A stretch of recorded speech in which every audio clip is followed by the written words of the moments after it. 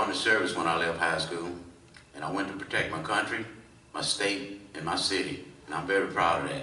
When I came back, I joined the Galveston Fire Department, another job that protects and secures the welfare of our neighbors. If I'm elected to city council, I won't just be a council member, I will still be a citizen. Give me the opportunity to protect and serve you once again. Thank you, Ronald Dean. Thank you, Mr. Dean. Now, do you by any chance have a question you'd like to ask Ms. Banks, the incumbent? Yes, Ms. Banks. I would like to know, Galveston depends on its maritime trade, and right now, our wharves are in such deplorable condition that boats have to wait out in the channel, and it costs $1 million a day to do that. And at the same time, it's cutting back on our import, exports, and we also have a ship repair business here.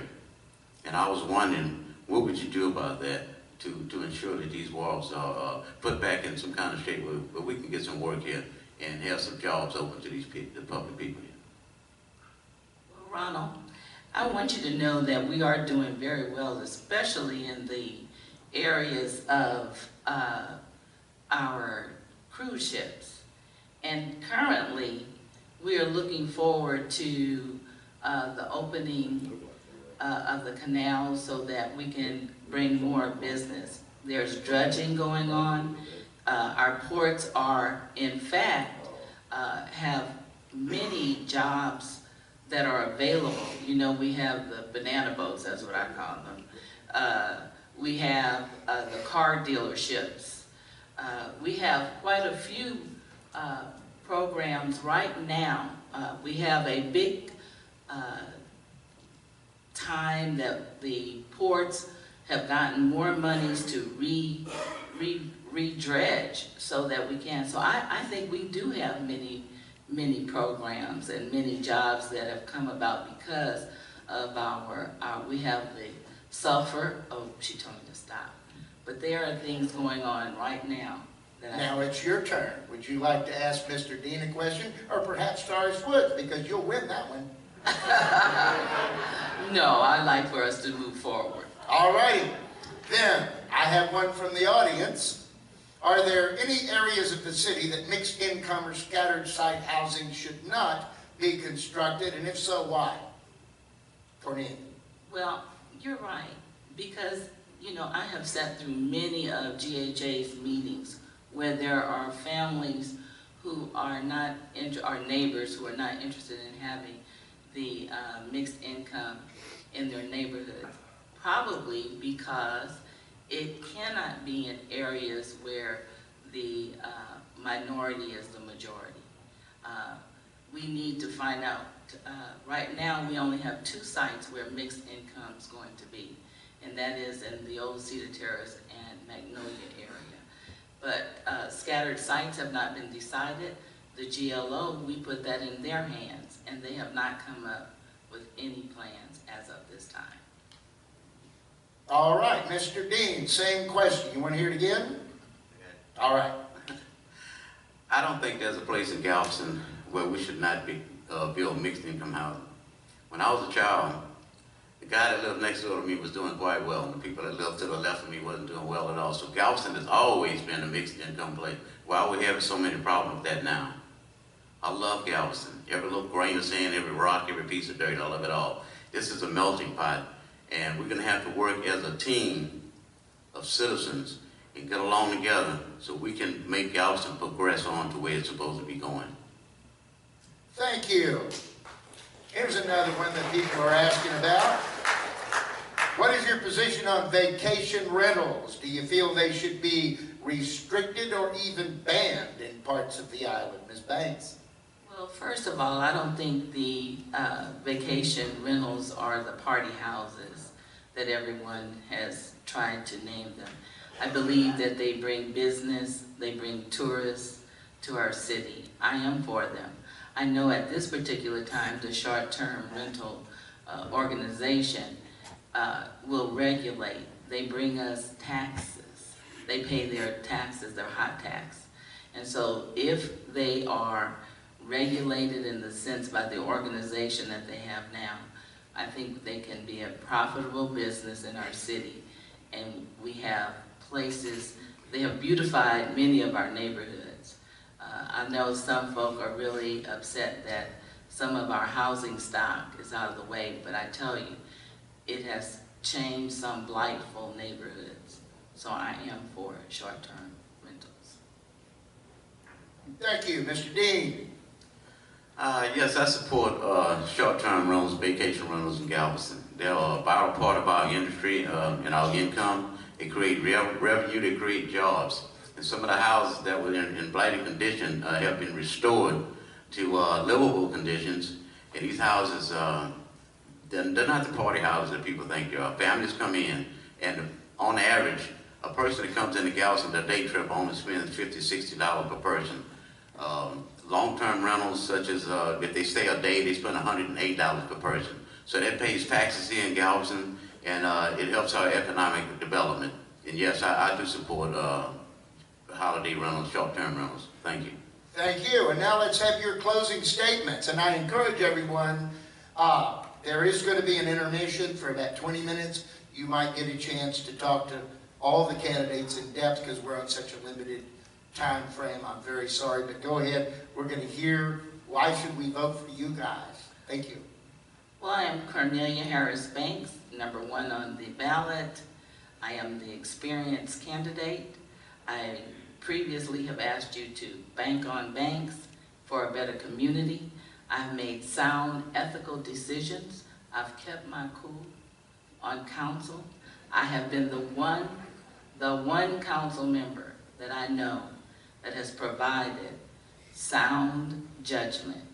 Please vote for Cornelia Harris Banks for City Council District 1. Thank you. Thank you, Cornelia Harris Banks. And now, Mr. Ronald Dean, closing remarks. Once again, my name is Ronald Dean, and everybody always says BOI. Well, you're not a real BOI until you've eaten a hot dog with sand in it. That's what I used to eat when I was a kid. I love Galveston beaches. Like I said before, I've always been a serving person. I love people. I love to see people do well. That's one of my jobs as a city council member, is to make sure all the citizens in Galveston do well. And we need to make Galveston do well, for our citizens to do well. One of my main objectives is to get businesses here and create jobs. We need jobs in order to keep citizens here and make new citizens live here. We need to let our young people know that this is a place where you can live and you can prosper and you can raise a family.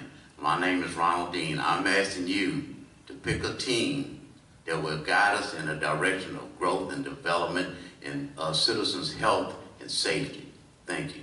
Thank you. Those are your District 1 candidates, Cornelia Harris Banks and Mr. Ronald Dean. Y'all can exit if you like. And of course, now we go to District 2. Mr. Richard Beatty, your opening statement, please. I'm Richard Beatty, council candidate for District 2. After 28 years as an associate governmental program analyst concerned primarily with error causes and error correction, I think I have a unique set of skills that I can bring to Galveston city government. We've heard a lot about problems this afternoon, and I'm sure that we are all aware of some of the problems that we have. What we have not heard are articulated solutions. I've learned that before you can hope to solve a problem or to correct a problem, you have to know exactly what the problem is. And I think in terms of things like our permitting process and the blighted houses and all of these lots of things that we're confronted with, we have to understand what the roots of the problems are before we can hope to correct the problems. I've offered solutions to some of these problems, and I think we can discover the causative factors for others. But to just talk about problems, and we've been talking about the same ones for a number of years now, if you notice, we can correct them if we only discover why they exist in the first place. That's it. Smiley face. Thank you. Now Susan Fenawald, District 2. I'm Susan Fenawald. I've been on City Council once before when I kicked, and I represented District 4. Redistricting, because our district is losing people, the line has moved further west, and so now I'm in District 2. If you remember me from council before, you remember I'm a straightforward, intelligent, state my business, state my reason I'm voting for something, and move on. I've always been for the residents. My job at UTMB has nothing to do with politics or development, so none of these things influence my concerns. When the City Council started handing out SUPs and variances and talking developer deals again, I looked around to see if the other candidates would vote with the residents and limit the use of these tools, and I didn't feel like I could rely on them, so I entered into the fray again. So look back on my record. I'm a straightforward, intelligent, calm person. Thank you, Susan Fenawald. Now Dr. Craig Brown, District 2. I'm Craig Brown. I'm running for City Council for District 2. 17 years ago, my wife and I moved to Galveston, and we have fallen in love with this island. Every 2 years, we have a City Council election, and it seems like every 2 years, we have a theme that election revolves around. I think the theme this year is that we're at a crossroads. And the reason I say that we're at a crossroads because we need to turn away from conflict and we need to move towards consensus. We're at a crossroads because we need to turn away from personal agendas and we need to move towards a unified vision. And for sure we're at a crossroads because we need to turn away from assigning blame for what we've become and move forward to what we can be. I'm a candidate that brings experience to this position. I've been on the Planning Commission. I'm currently with the Park Board. I bring organizational skills to this position. And I'm a candidate that will bring fresh eyes to the city government because this is the first time I've run for an elected position. If I'm fortunate enough to be elected, I am ready to hit the ground running and work for you, the citizens, to bring about Galveston to the success it can be. Thank you. Thank you, Dr. Brown. Mr. Beatty, do you by any chance have a question for one of your opponents? Well, let's hear it. Microphone, please. Thank you. I think these candidates are perfectly capable of articulating their positions. I'll let them talk about whatever it is they want to talk about. My question necessarily would be directed to the audience, and the question will be answered come May 10th, I'm sure. There you go. Susan Fenawald, do you have a question? Well, I have a question for Craig Brown, because you work connected with the Park Board, and there have been issues regarding development in front of the seawall, in front of our district, sort of between Stewart Beach and 14th Street. So I'd like to know what your vision for this region is, and what, if anything, the city should do to support it. Well, this is a very good question. Thank you, Susan. The Park Board is looking at a master plan for that property that is basically from Stewart Beach Park moving east. As you know, the Park Board does not have any jurisdictional ability, so ours is more for a planning session to help those entities within that area to develop and support each other. I would say my personal feeling about this, we have a height and density study for the north side of the seawall. We don't have one for the south side. I think that's very important that we bring one to the south side. This is a very important piece of property, and we need to develop that so that it's in a manner that supports the community and not let things just move ahead with the zoning that's there. Thank you. Thank you. And Dr. Brown, do you have a question for either of your opponents? No, sir, I do not. I'm just open to support any questions the public may have or that you may have, George. Thank you. Well, that's just wonderful. What faith, what trust. It's a love fest up here. All right, let's go to Mr. Beatty for this one. How do you propose to manage development on the seawall while protecting and nurturing the neighborhoods behind the seawall?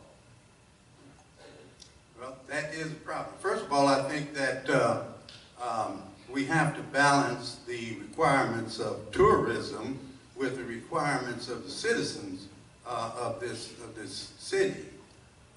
Development on the seawall, of course, I support, but only within the boundaries that are established by the citizens, such as the height and density.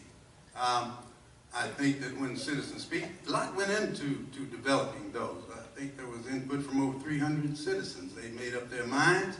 They saw what they wanted, and I think that those ordinances should be respected and upheld until such time as the citizenry speaks. As far as seawall development, it's the same thing. I think we need public input to determine that. My ideas, I may have ideas, but it's more the public's will than it is what I envision, and I think that that's what should prevail. We need. Isn't that wonderful? He told you what the sign said. All right, Susan Fenawald, you need to hear the question again. Oh, it's the same question? It's the same question. Oh, sorry. I think the most important economic development issue we have currently is keeping our residents in the neighborhoods. And that I'm against granting variances and SUPs to enhance building on the seawall if it detracts from the neighborhoods. We have a real problem with losing people, and our district is particularly bad at having lost homesteaded properties and residents during the last years. And we bear a lot of the brunt of seawall development because we stretch along the back of the seawall. And we bear a lot of brunt of the SUPs from the height and density and from the parking on the seawall. All of this flows into our neighborhood, and as a result, we've lost lots of residents. We need to keep our residents. Dr. Brown, same question. Well, I'm very familiar with the height and density. I was chairman of the Planning Commission when that was developed. We brought for City Council a document after about a 9-month deliberation and citizen input on the height and density, and this mainly applies to the north side of the seawall. We brought that to them, and we thought it was a very good document, and I still think that's a very good document. City Council elected to put the SUP process into that and raise the height. That was not what we voted for, and it was not what the Planning Commission had voted for, but it is what it is at this point. So what I would like to say about that is that we need to go back to what the height and density, in my opinion, originally meant.